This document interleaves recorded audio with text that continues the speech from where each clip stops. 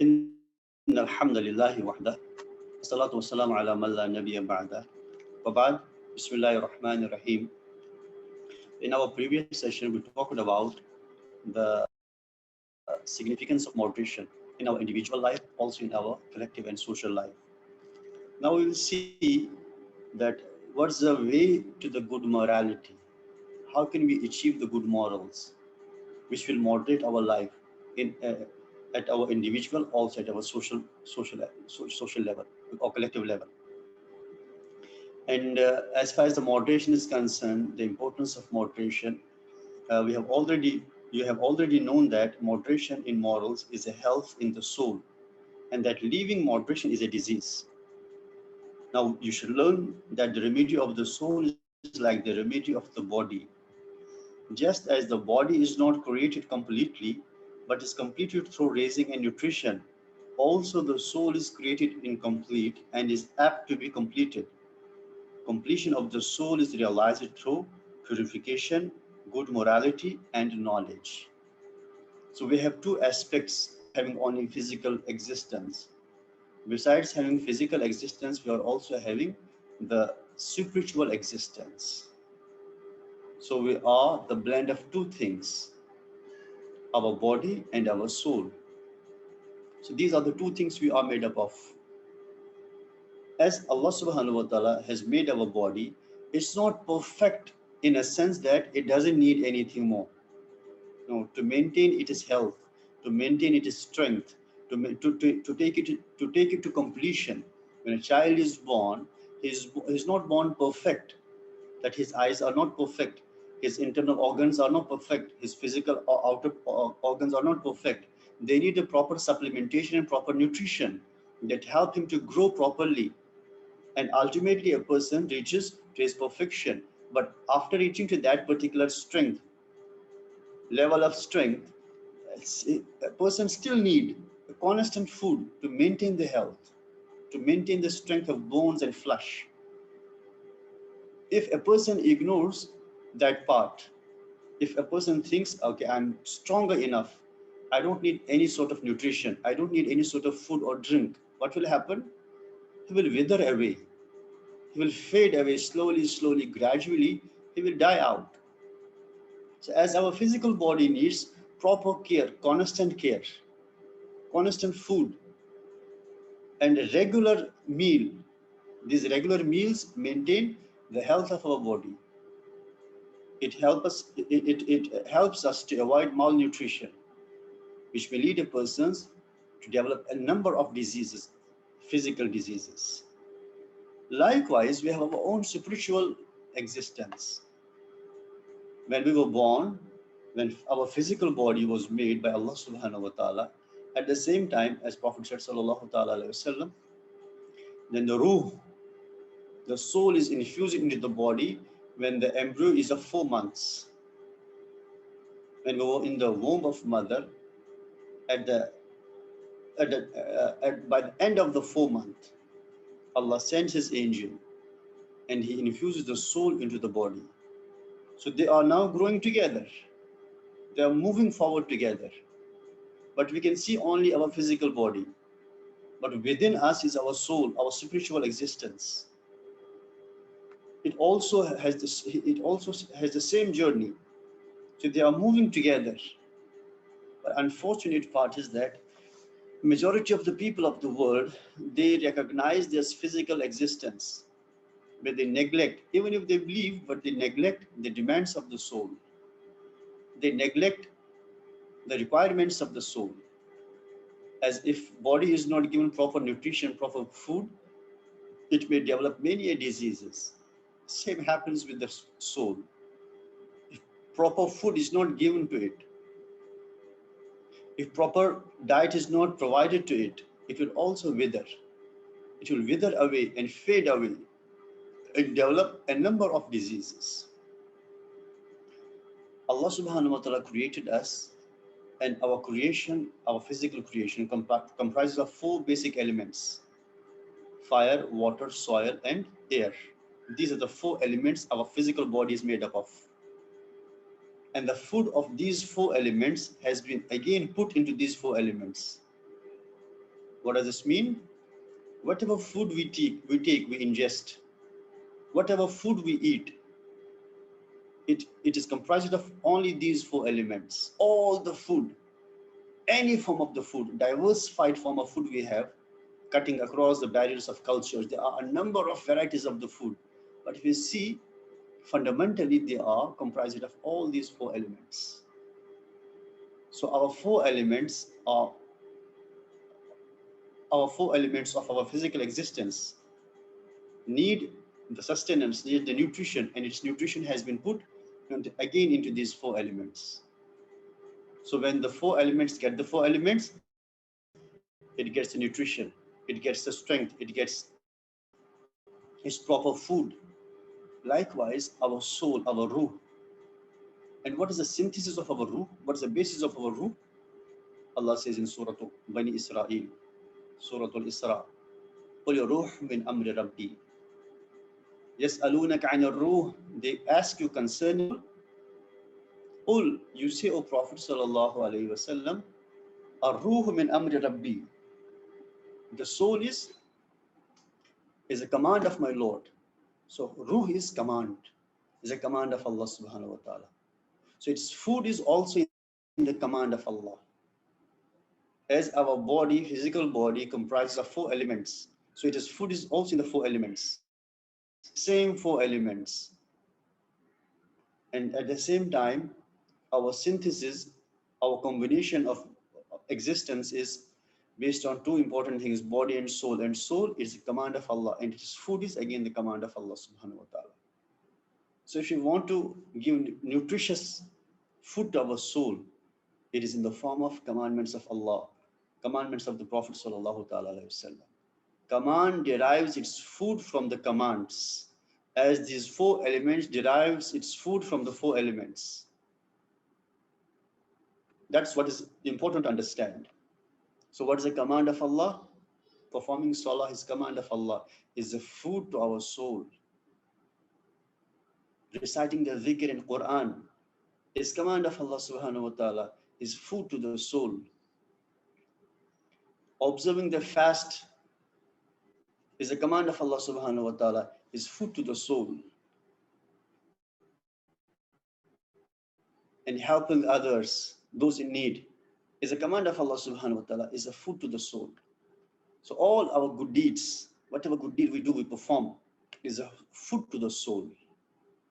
Now we have to see, we have to realize how much food on daily basis I give to my soul. That's what Imam Al-Ghazali rahimahullah says, that completion of the soul is realized through purification, good morality and knowledge. How can we have this purification of soul? As there's a constant practice for this. We have to go through the exercises as we go for exercises for our physical body. So we need to pass through the exercises for our spiritual health, to purify it of all the negative traits, the envy, hatred, malice, and bad intentions, greed of dunya, love of dunya, greed, and all these negative things. They are the diseases that need to be addressed. They are the diseases of the soul. Backbiting, slander, and other things, gossiping, many things. They are the diseases of the soul which need the proper care and proper attention. And to be the perfect human being, we need the good morality. But morality is not in a general sense as people think morality. Morality means, firstly, the first part of morality is aqidah, because our aqidah and akhlaq, they are not two separate things. In major traditions of the world, akhlaq is something different than it is than the faith. But in Islam, faith, aqidah, and akhlaq are interconnected. Somebody asked Sayyidah Aisha radiallahu anha about the akhlaq of Prophet sallallahu alaihi wasallam, about the etiquettes and morals of the Prophet sallallahu alaihi wasallam. She could have simply answered, that he was good mannered, he was soft spoken, he was having a love for all, wishing good for all, compassionate, kind, which we usually define to be the morals. But what she says, كان خلقه. Another narration says, Alam taqra al-Quran. Our mother Aisha radiallahu anha, she responded to that person, Alam taqra al-Quran. Haven't you read the Quran? Haven't you recited the Quran?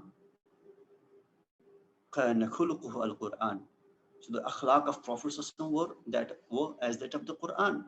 And Quran is full of tawheed.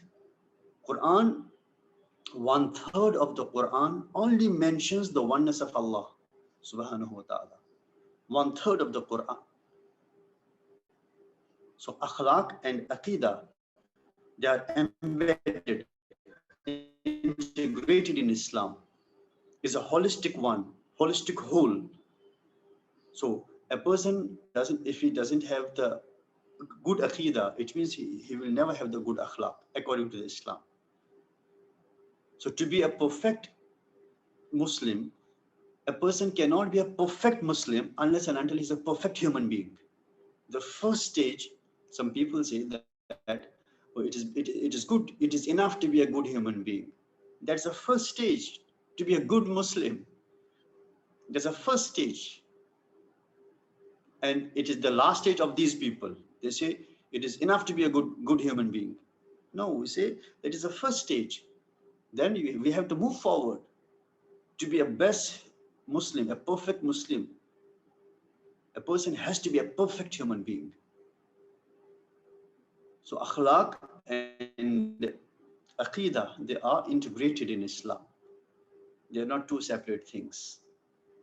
And also the third important thing, that is knowledge.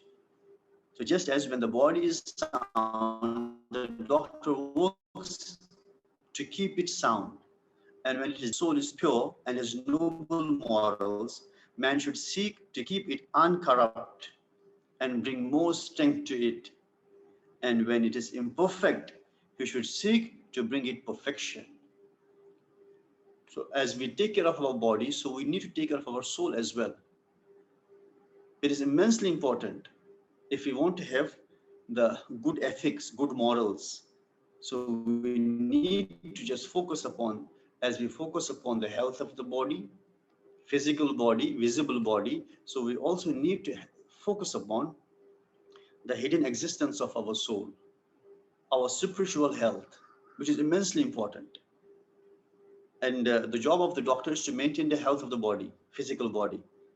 And the job of the spiritual sheikh or scholar is to maintain the health of the soul, which is far important, as I said before, far important than the health of the body, though the health of the body is immensely important.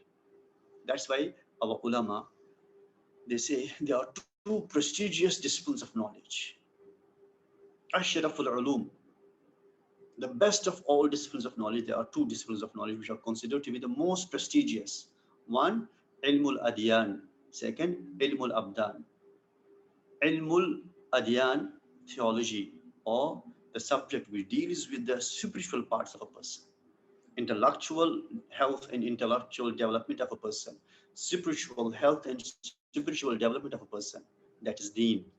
The knowledge of deen is of immense importance, prestigious importance.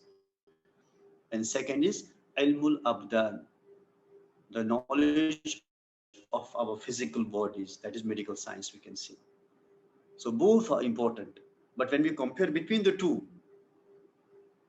though they are, as I said before, of all disciplines of knowledge, of all different versions and branches of knowledge, these two versions, branches, and disciplines are of immense importance.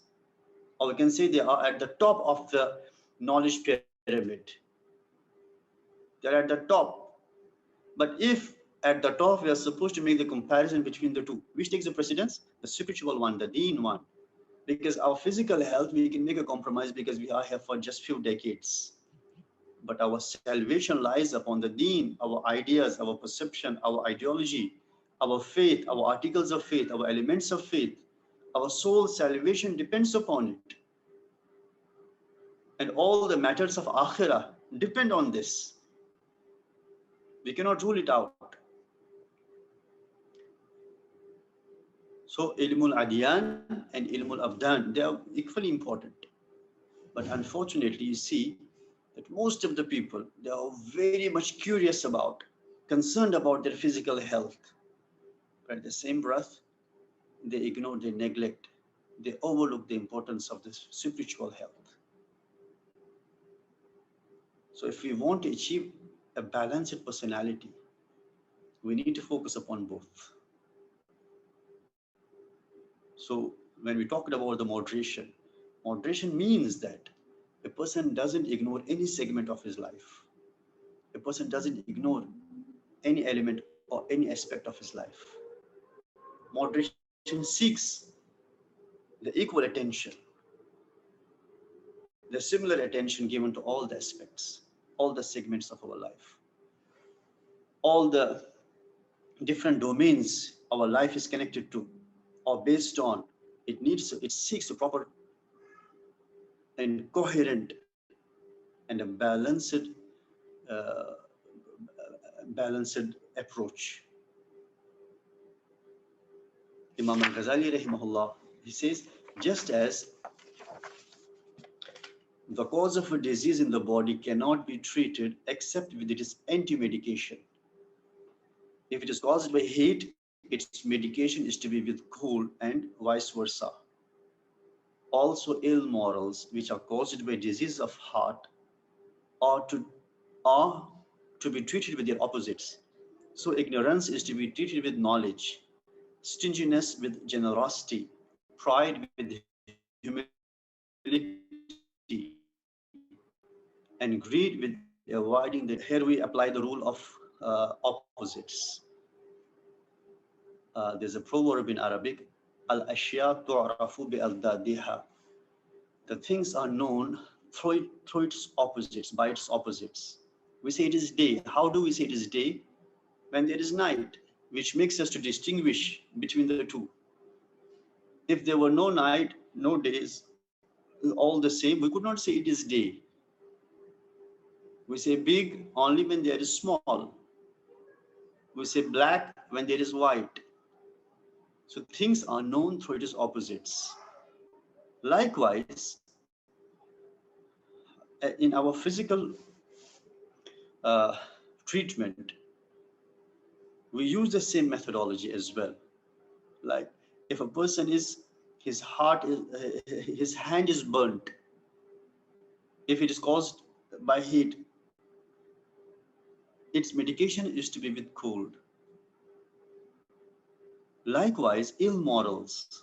If a person has developed the ill morals, if a person has developed the evil things in his heart, in his soul, and which is the main sources, the main causes, the disease in the heart, actually it is the heart which develops all these diseases, then they are reflected and represented by many other organs. If a person is seeing something haram, something forbidden, it is not the eye, actually it is the heart which is corrupted. The disease is not in the eye, it is the reflection, is a representation of what is in the heart, what's cooked in the heart. If a person is prone to listen to the ghibah, to the backbiting, and to the music, and to the haram and forbidden things, it's not the air itself, it's just a manifestation. If a person is taking the bribe, rashwa, or the usury, the riba, it's not the hand which holds it. Actually, it is something wrong in the heart, which makes a person to corrupt his organs. So corruption of heart cannot be seen directly, that we can see as or we can go to any cardiologist. He will ask us to have many tests, and those tests will reveal any cardiogram. Any cardiogram will reveal the diseases of the heart as far as the spiritual diseases are concerned. Yes, it may show the physical diseases, but as far as the spiritual diseases are concerned, there's no any machine, no any equipment which has been discovered so far, which can identify the diseases of the heart in terms of its spirituality. The spiritual diseases of the heart, they are reflected through the actions of a person. As the piety and taqwa cannot be seen, it is reflected through the actions of a person. A person is pious, he's having the piety, or he's having the righteousness. There's no any way to have it because it's not in a solidified form. It's not in a substantiated form. Rather, these are the latent values and ideas which are reflected through the actions of a person. So if the heart is full of diseases, those diseases will be reflected through the actions of a person. So his actions will suggest the direction of a person. If we want to know the direction of the heart of a person, we cannot know it exactly except through the actions of a person. If a person's actions are good, he's having inclination towards the good. No doubt, many a times he may also stumble.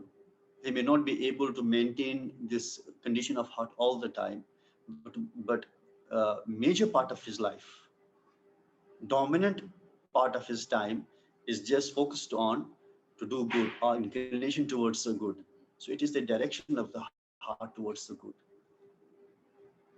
What Imam Al-Ghazali says, rahimahullah, that the ill morals, they're caused by the diseases of the heart, and they have to be treated with their opposites. If a person is stingy, he is niggardly, he is miser, he has a lot of love of dunya, love of wealth, and he doesn't want to spend anything in the path of Allah subhanahu wa ta'ala. Just one single penny takes his heart away. If a person is stingy, his cure is generosity. Just raising his level of spending in the path of Allah subhanahu wa ta'ala. And then this generosity, how can we develop the generosity and cure the stinginess? There's a proper way of treatment. Imam Al-Ghazali, rahimahullah, has just highlighted this in a short sentence. But there's a proper way. There's a long, as I said, this won't happen overnight. This won't happen in 1 day or 2 days or in a week or in a month. The diseases of the heart are more complicated than the diseases of the body. If any disease of body is complicated, it takes a lot of time to be cured. Likewise, the heart, the diseases of the heart, the diseases of the soul, they're always complicated and it takes time. Besides time, it needs proper medication. And the medication is if a person is having stinginess, so it is cure is generosity. But how to overcome the stinginess, how to develop and raise the abilities of generosity, there's a proper way and method. But the cure lies in its opposite. If a person is having pride, it has to be treated with the humility. A person is feeling arrogant, conceited, haughty. So his haughtiness has to be brought down. So what is the cure? What is the ilaj in Arabic? Ilajuha, the cure for this disease is the humility, the humbleness. When a person feels humble, so it's a cure to the arrogance. So it means those who are humble, Allah bless them to be saved from the arrogance. And those who are arrogant, they cannot have the taste and sweetness of the humbleness. Allah deprives them to have the taste of humbleness. And the taste of humbleness is amazing, wallahi. As it takes a person close to Allah subhanahu wa ta'ala. Prophet sallallahu ta'ala alayhi wasallam, man tawada'a lillah, whoever humbles himself for the sake of Allah. Man tawada'a lillah, whoever humbles himself for the sake of Allah subhanahu wa ta'ala, rafa'ahu Allah, Allah subhanahu wa ta'ala raises him up. So a person's position is elevated in front of Allah subhanahu wa ta'ala according to the humbleness he wears, according to the humbleness he adopts. So the cure of pride is, it is humility and greed with avoiding the desired object. So a person is, the nafs is greedy always. And this disease of greed is hardwired into the human nature. but Islam gives a shift to it. Yes, if you want, greed is there. You cannot eradicate it. As I said many a times, that we cannot eradicate these things from our heart. They are the part and parcel of our heart, part and parcel of our spiritual existence. They are hardwired into our human nature. We cannot take them out. We cannot eradicate them. They cannot be uprooted. Rather, one thing is they can be maintained. They can be channelized. Greed is there. Greed is in the heart to have more and more. Yes, Islam gives shift to it to have more and more in terms of akhirah. وَفِي ذَلِكَ فَلَيَتَنَافَسِ الْمُتَنَافِسُونَ. If you want to have more and more, you want to compete with one another. Okay, there's a way. Allah subhanahu wa ta'ala channelizes our potential, actualizes our potential. That if you want to have more, yes, desire more and more of akhirah, the blessings of Allah, which are all lawful, all permitted, and all based on pleasure of Allah subhanahu wa ta'ala. So if you want this thing, yes, there's a way to achieve this. Just focus upon the akhirah more than focusing upon the dunya.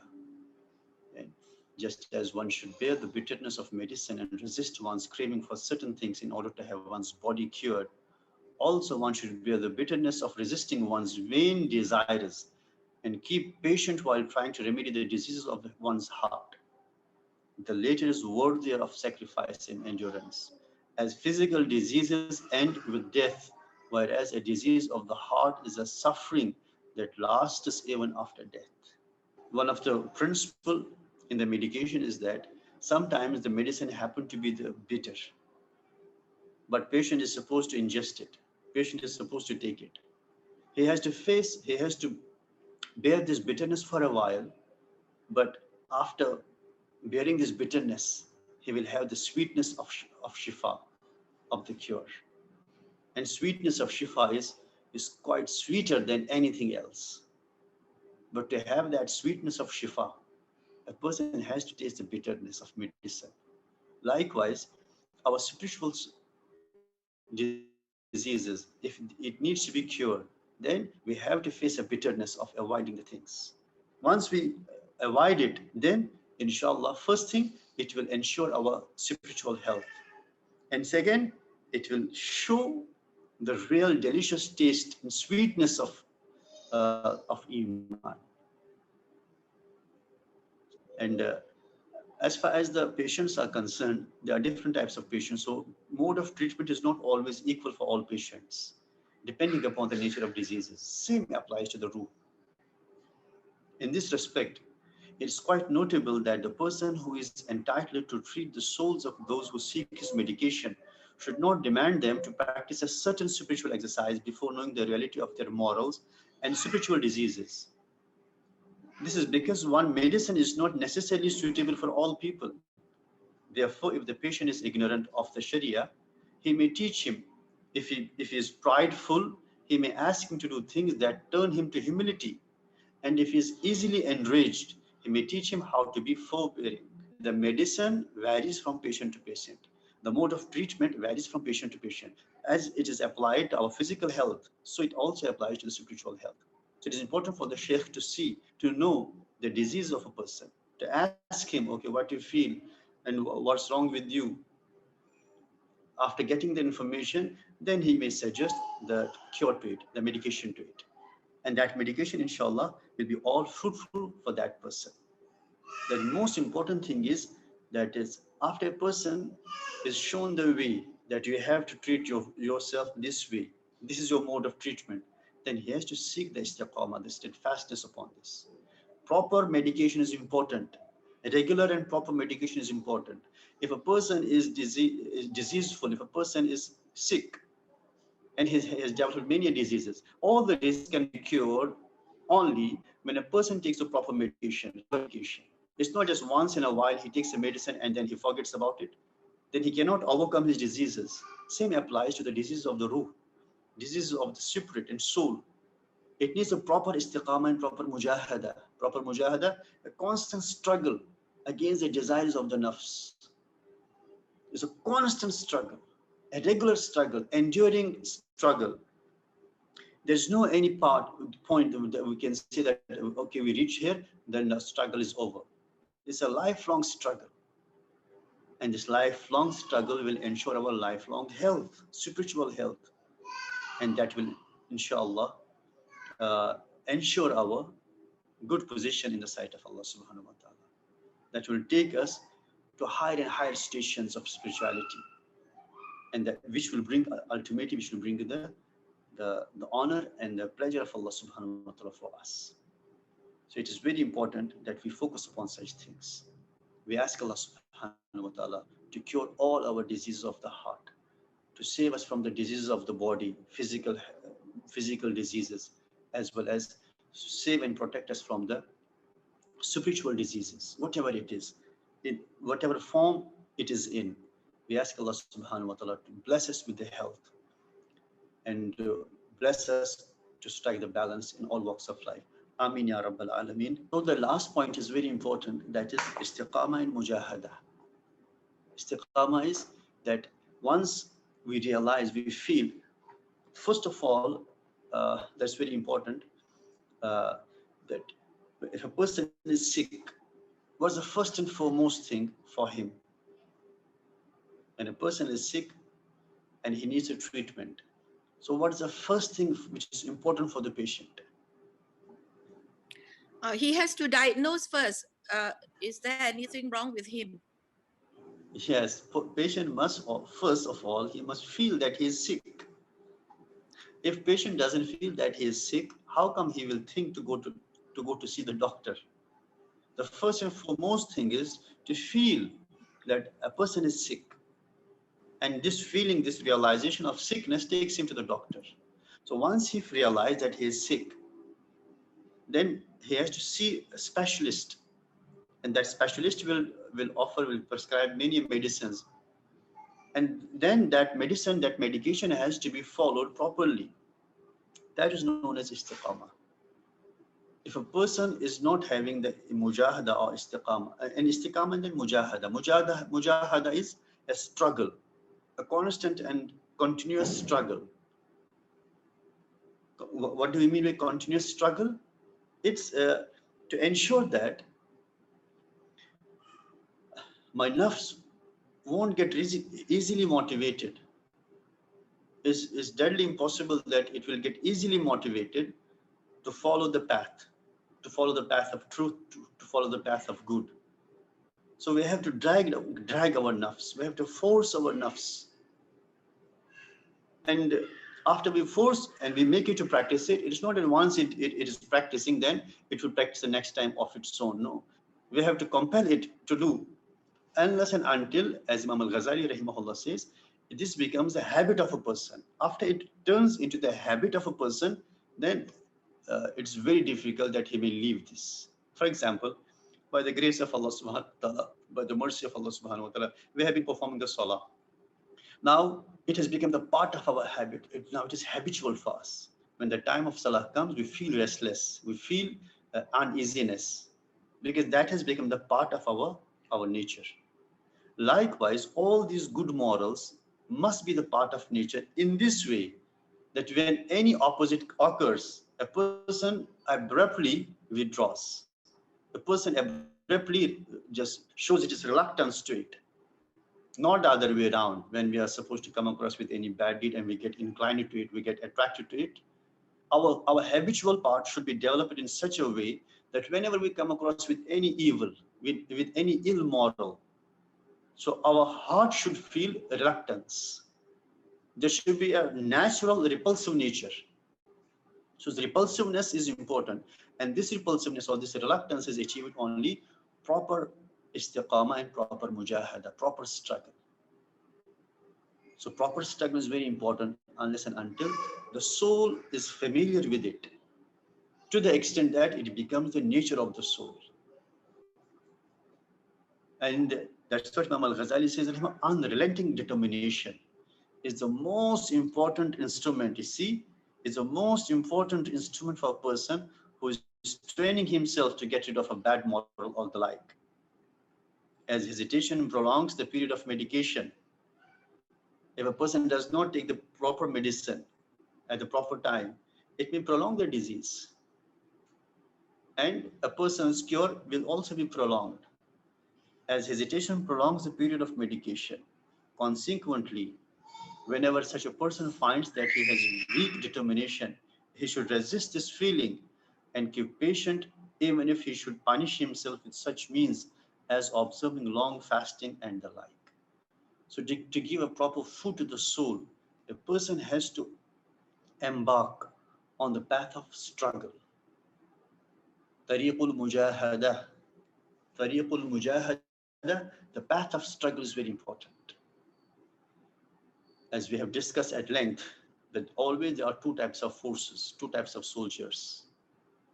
And there's always a constant clash, constant battle, regular battle. So this path of mujahada, the tariqul mujahada, the path of mujahada, the path of struggle is immensely important to make our soul, to make it more stronger enough against any disease of the heart. We ask Allah subhanahu wa ta'ala to make it easier for us to address the diseases of our soul, and we ask Allah subhanahu wa ta'ala to cure it. Amin ya Rabbal Alameen.